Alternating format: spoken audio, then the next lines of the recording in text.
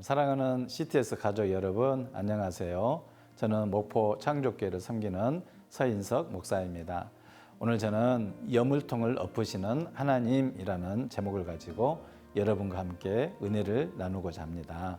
하나님의 말씀은 시편 119편 71절에서 72절 말씀입니다. 고난당한 것이 내게 유익이라. 이로 말미암아 내가 주의 율례들을 배우게 되었나이다. 주의 입의 법이 내게는 천천 금은보다 좋으니이다. 옛날 시골집에서 불이 나면 외양간의 소를 끌어내는 것이 가장 큰 일 중에 하나였다고 합니다. 소가 절대로 밖으로 나오려고 하지 않기 때문이죠. 아무리 힘센 장사가 끌어내려고 해도 말입니다. 그러나 꿈쩍 않는 소를 밖으로 신속하게 끌어내는 방법이 하나 있는데 바로 소의 여물통을 엎는 것입니다. 그러면 소가 이제는 이곳에 소망이 없구나, 이곳에는 더 이상 내가 먹을 것이 없구나 라고 생각하는지 제 발로 밖으로 나온다는 것입니다. 하나님도 우리의 소중한 여물통을 엎으실 때가 있습니다. 그러나 하나님은 우리를 죽이려 하는 것이 아니라 우리를 살리려고 하는 것입니다. 그래서 주님도 주님이 원하시는 방향으로 우리를 이끌려고 하실 때에 여물통을 엎으시는 것 같은 고난을 사용하십니다. 우리가 외양간의 소 같아서 살 길로 인도하시는 주님께 순순히 순종하지 못하기 때문이죠. 우리가 예수님 한 분이면 충분합니다라고 고백도 하고 주 예수보다 더 귀한 것은 없네라고 찬송도 하지만 사실은 외식일 때가 참 많이 있습니다.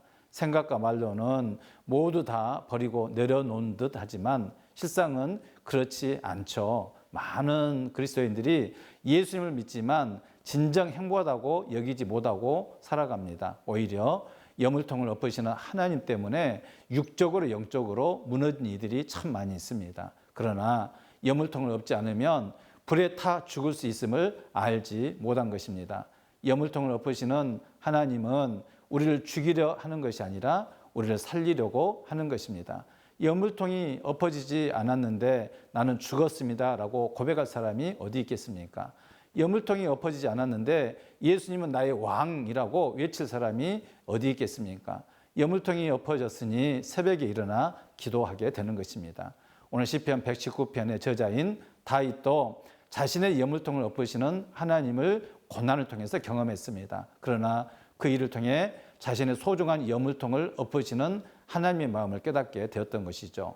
고난당한 것이 내게 유익이라. 이로 말미암아 내가 주의 율례들을 배우게 되었나이다.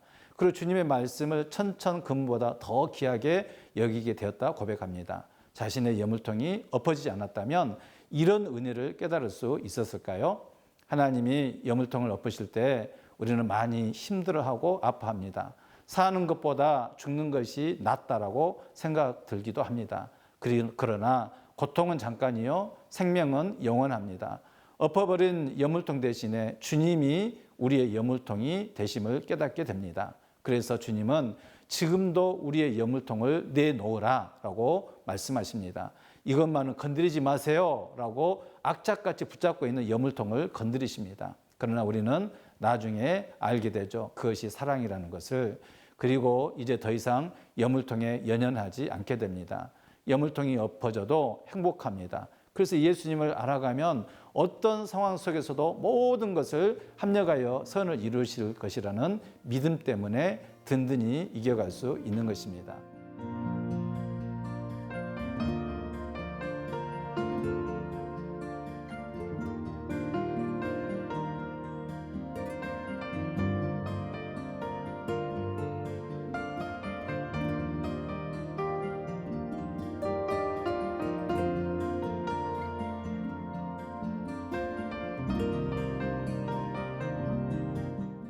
사랑하는 CTS 가족 여러분, 여러분의 소중한 여물통은 무엇입니까? 내가 악착같이 붙잡고 있는 소중한 여물통, 그것이 건강이든지 물질이든지 자녀 문제든지 가정이든지 직장 문제든지 그 여물통을 하나님이 엎으실 때에 오히려 나를 살리려는 사랑의 주님이 나의 여물통 되심을 고백하며 믿음으로 살아갈 힘을 얻을 수 있기를 주의 이름으로 축복합니다.